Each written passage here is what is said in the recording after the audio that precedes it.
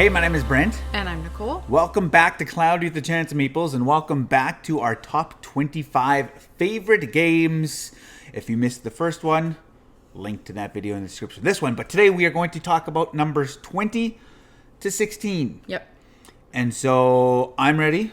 I'm ready. Okay, let's just dive in. But first, cue thunder. Number 20. Top 20. This game came out, I should say, if you follow the channel, you'll know that one of my favorite game mechanics, actually not one of, my favorite game mechanic is worker placement. I love worker placement, and this is a worker placement game. Came out a number of years ago now, maybe 2021, 2022 maybe. Came out a few years ago, and I have the deluxe edition, so it came with metal coins, but the base game comes with a playmat. And if you also follow the channel, my favorite two things in board gaming are metal coins and playmats. Maybe I like them more than games. But anyways, this is a worker placement game all about creating unreal fun combos, and it is about dragons, and it is Flamecraft. Flamecraft, Cardboard Alchemy. Yep. Got it right here. And yeah, it's just a game. It's got like this cute artwork. It's like this fantasy world where these dragons are friends and they're, running shops and candy stores and all sorts of things. And you just place your dragon on a turn and you collect resources, or you enchant and you trade those resources in for victory points. So it's kind of just like gather resources, trading for victory points. But I don't know. I love this game. It's so much fun.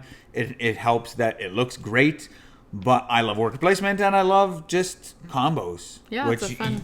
You will probably see more games with combos on my list. Like combos the snacks or combos the combos? No, combos, they're both good. But anyways, my number 20 is Flamecraft.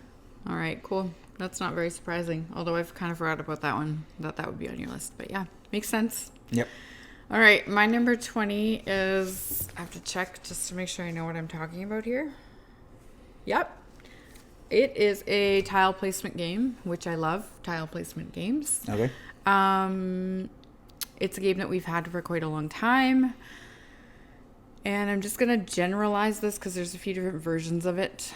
So that is King Domino. Ah, yes. Yes. I don't enjoy Queen Domino. I like King Domino Origins. I like King Domino. So we'll just call it King Domino. Really fun. I remember playing this for the first time and thinking, this is really cool.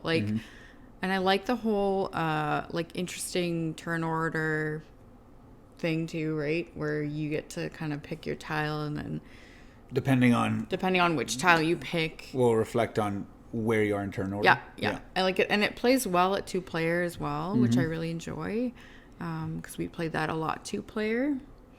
But it plays well at 4 as well, whatever. But I like King Domino Origins better than King Domino, because it has kind of the stuff for Queen Domino, which I liked. I kind of like that resource management in Queen Domino and the special abilities and stuff.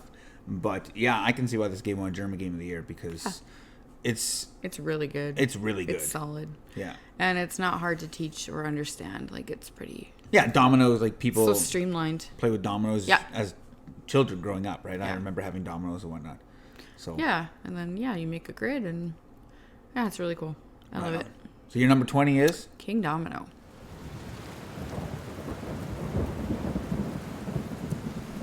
Number 19. This is a game I know it will not be on Nicole's list.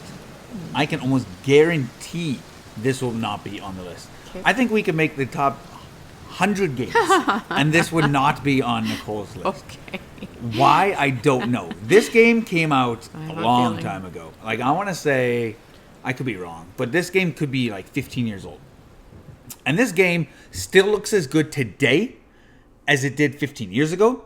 And I would say that this game, components and artwork and inserts and all that stuff, is still like apples to apples comparison to as good of games and production they are. I don't know what you're talking about. In 2024. So this is a racing game. This is a pirate racing game. And this is Jamaica. Jamaica. This game is amazing. You know what? It's so punishing, though. No, it's not. You It's- end up with minus points at the end. It's a punishing. You gotta know how to play your cards right, and this game, the turns Hey, really. if our friend Joe was watching, you know what I'm talking about. yes. We always lose. But no, like you have a morning action and an evening action, and you can just be sneaky, and you can be like piratey, and you can be like, you know what, I'm gonna play this card, which will actually make me go backwards, and because I go backwards, it actually benefits me because I get treasure, and that's such a piratey thing to do. And the art, like I said, is amazing. The board looks amazing. And I love that you got this game for like $2 originally. Yeah. It's a crazy story. It's a crazy story, but yes, I did. I bought it and whatever. I got this game, yeah. It was like $2. It was like $2. I think. And so this is absolutely amazing. So Jamaica, this is like an absolute perennial evergreen, amazing game. Pirate racing, plays in under an hour, plays 2 to 6. 2 is meh, whatever. But, it's simultaneous, so pretty much everybody's picking their action at the same time, so it doesn't slow the game down. It's amazing. My number 19 is Jamaica. Yeah, that would be nowhere on my list. Ever. We could get rid of that game. Anyway. Not happening. Okay, my number 19 is Gold. a game that we both really love. It is kind of an educational drafting Charlie Bink game. Yep. And it is Trekking Through History. Somewhere here behind me. Yeah. I love this game. I wasn't expecting to love it. I kind of saw it and thought, that looks kind of cool. And then we played it, and it's just one of those games that you just get right into. So super fun, educational. I work in education, so I feel like this is great for students of almost any age, but especially in those middle years. It's great. So, yeah, super, super fun game by Charlie. Really original, too. Just good job. That game may or may not be on my list Oh, as I'm well, sure it somewhere. is. Yeah. It's a great game. It's a great game. Good choice. My number 19, is it 19? Yeah, 19. Trekking Through History.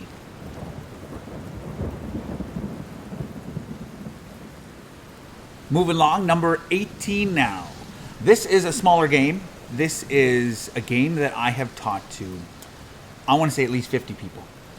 And this is actually a game that I played a lot of during the pandemic. It's exactly what it is. This is a small roll and write, or it's actually not a roll and write, a flip and write game where you have a map and you're trying to connect different landmarks to different landmarks and also to villages. And this is Trails of Tucana. I love this game. Like I said, during the pandemic, not many people could get together or at all. Yeah. But this is a game which we played a boatload over Zoom and over FaceTime and things like that. Because really one person needs to have all the cards and whatnot. Everybody else just needs to have a map. And it's pretty simple. It's networking, mountain to water, and you draw a line, and you're just trying to connect these little images together, the cave cat to the cave cat, and the toucan to the toucan. At the same time, you're you're trying to connect those things to villages, but some games you'll get bonus points if you connect two of the same together or whatever. But it's just so fun, and the score is compound, so you play a small game, 2 rounds, and everything, all your sightings you see in the first round, they score in the first round, and then the second round, and then if you play a bigger first, the second, and third. And so it's just a lot of fun, and anytime you connect certain things, you get free lines, and you just feel like you're just doing so much more. And so, Trails of Tucana, I've played this with so many people. So Great. My number 18 is Trails of Tucana. Great choice. My number 18 is a game that we also played a lot during the pandemic because it is possible to play it over Zoom or FaceTime or whatever. This is a word game. It's kind of a deduction game. And that is Decrypto. Now, I know this isn't really like a very popular game. I don't think many people, like, I don't know what it's rated on BGG or anything like that, but I love this game because I love word games. And this one is so super fun. Like, you just got to work as a team, kind of. You have to be sneaky, but not too You vague for have your to team. find that balance. And we just have great memories of playing that game with friends and just. I think the hardest thing about this game is actually teaching turn structure and turn order. Yeah. Because it gets a little convoluted. It's so hard. It's so difficult. Like the white team does this, and then the black team, and then the black team intercepts the white team, and then the white, like, it's a back little and forth. bit, yeah. But yeah, you're always trying to give your teammates those clever clues so that they can figure out that code. But if you're too clever, the other team's gonna figure out what your code is. But if you're too vague and they get it wrong, 2 strikes and you're out. This is like worse than baseball. You only get 2 strikes in this one. And oh man, we've lost this game terribly before. Yeah, well, and it has those stand-up moments where you're like, what? How did you not get this? This is like so obvious, and your teammates are like, you have to be on the same wavelength. Where did you come up with that? You're not. Yeah. So, it's really fun. So yeah, my number 18 is Decrypto. Good choice.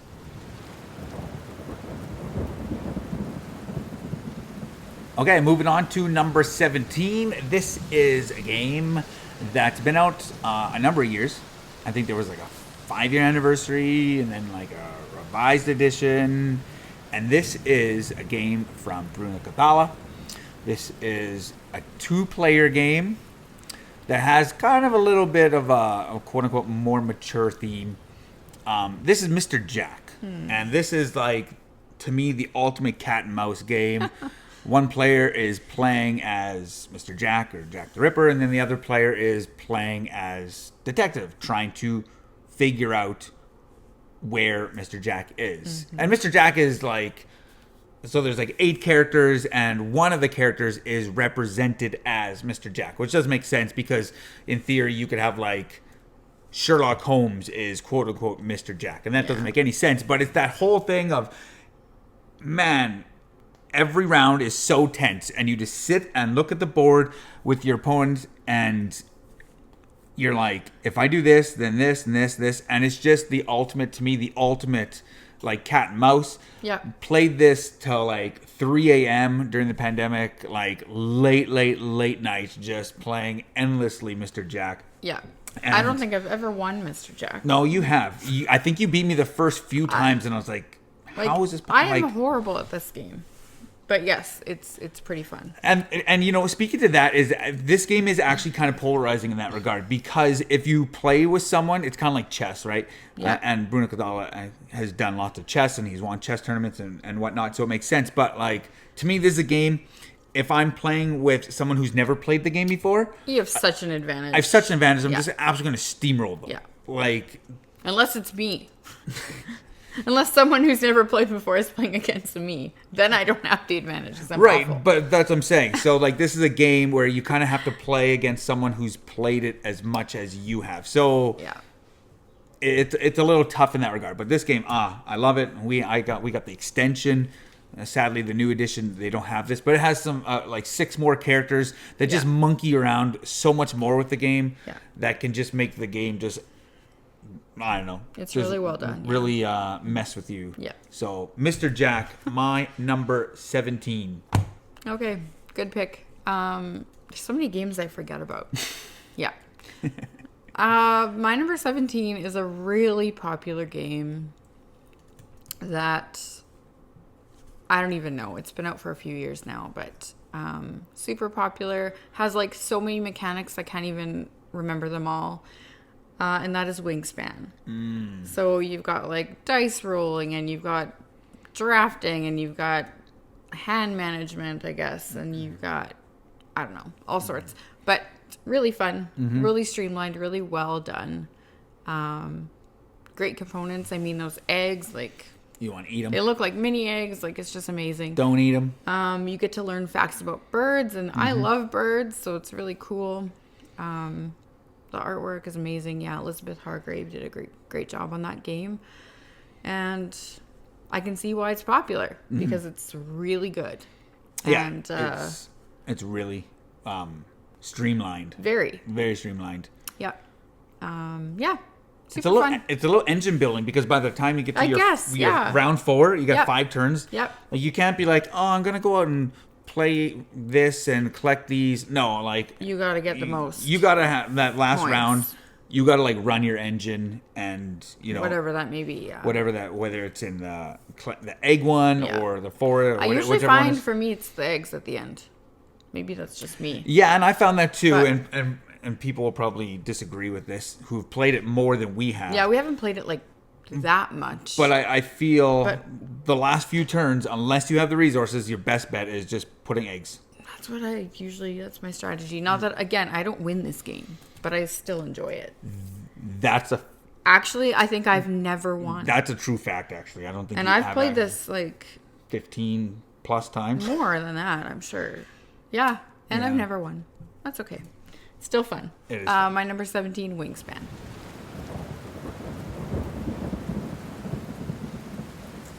So, rounding out the list, number 16, the last one for this segment.